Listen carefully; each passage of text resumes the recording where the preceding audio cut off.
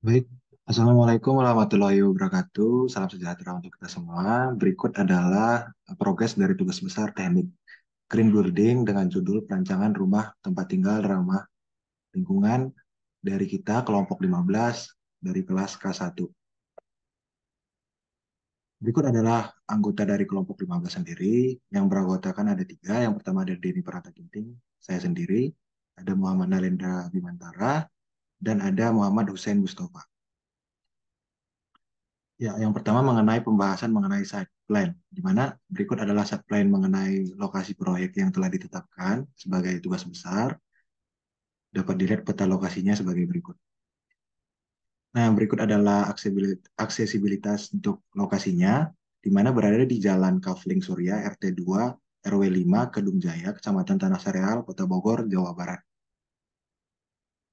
Nah, yang pertama kita akan membahas mengenai kriteria desain, di mana berdasarkan ketetapan yang telah dijelaskan pada minggu yang lalu, untuk tipe rumahnya sendiri, itu berpenghuni tetap berjumlah 6 orang dengan luas bangunan sebanyak 300 meter persegi dengan panorama view Gunung Salak, dan bangunan sendiri dibuat 2 atau 3 lantai dengan penggunaan smart house dan penggunaan energi yang minim.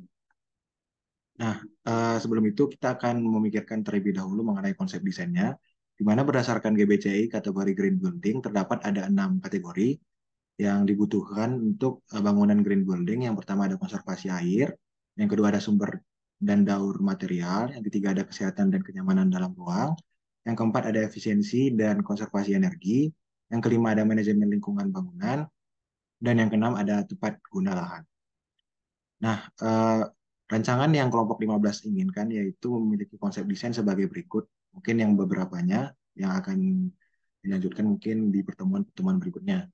Di antaranya yang pertama ada penggunaan konsep cross ventilation, di mana menggunakan sistem uh, udara yang menyelang seperti gambar berikut.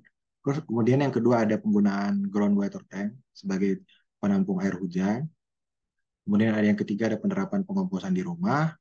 Yang keempat ada penerapan ruang terbuka hijau dengan sesuai dengan ketentuan yaitu minimal 30% dari luas total. Nah, berikut adalah denah rumah untuk denah rumah tumbuhnya dengan spesifikasi sebagai berikut. Dengan ruang tamu 5,7 sampai 4,85.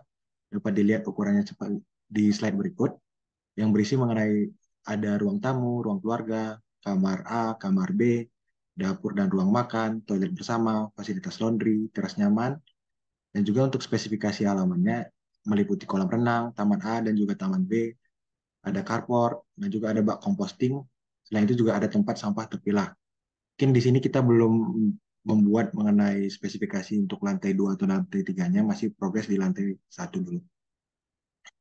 Nah, selanjutnya kita telah membuat progres mengenai aspek tepat guna lahan, di mana mencakup beberapa poin. Yang pertama, memiliki vegetasi 30% dari luas tanah, di mana juga meliputi pekarangan yang berisi uh, vegetasi seperti tumbuh-tumbuhan dan sebagainya.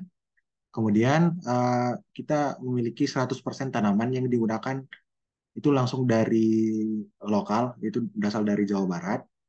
Terus yang ketiga, penanaman kita melakukan penanaman 3 pohon pelindung pada pekarangan depan rumah dan 2 pohon pelindung pada bagian belakang rumah, di mana rumah dikategorikan yaitu memiliki luas 200 sampai 500 meter persegi yang harus memiliki 2 pohon sesuai dengan Permen PUPR nomor 5 tahun 2008. Nah, yang kedua yaitu ada aspek tepat guna lahan yang kedua, meliputi berdasarkan Permen PUPR nomor 4 tahun 2013, di mana untuk membangun kawasan yang dilengkapi dengan prasarana dan utilitas sebagai berikut. Yang berikut ini ada 8. Yang pertama ada prasarana jalan, drainase, sanitasi, persampahan, ada utilitas jaringan listrik, jaringan telepon, jaringan transportasi, dan juga sarana penerangan jalan umum. Kemudian untuk ASD yang ketiga, itu harus memiliki minimum 10 jenis fasilitas umum dalam jarak utama sejauh 1 kilometer dari tapak, seperti supermarket, klinik, dan juga tempat ibadah. Dan juga selanjutnya yaitu ASD 4, di mana terdapat upaya desain rumah untuk penanggulangan seperti eh, serangga-serangga seperti nyamuk, tikus, lalat, kecoak, dan rayap. Kemudian menggunakan material-material yang kokoh juga, memiliki sirkulasi dan pencahayaan yang cukup baik. Kemudian ASD yang kelima, di sini kami menyinggung mengenai untuk aksesibilitasnya, di mana disarankan memiliki ada halte dan juga stasiun transportasi yang umum dalam jangkau 500 meter. Dapat dilihat untuk lokasi kita yang telah ditetapkan eh, memiliki jarak 450 meter dari stasiun, sehingga termasuk dalam kategorinya.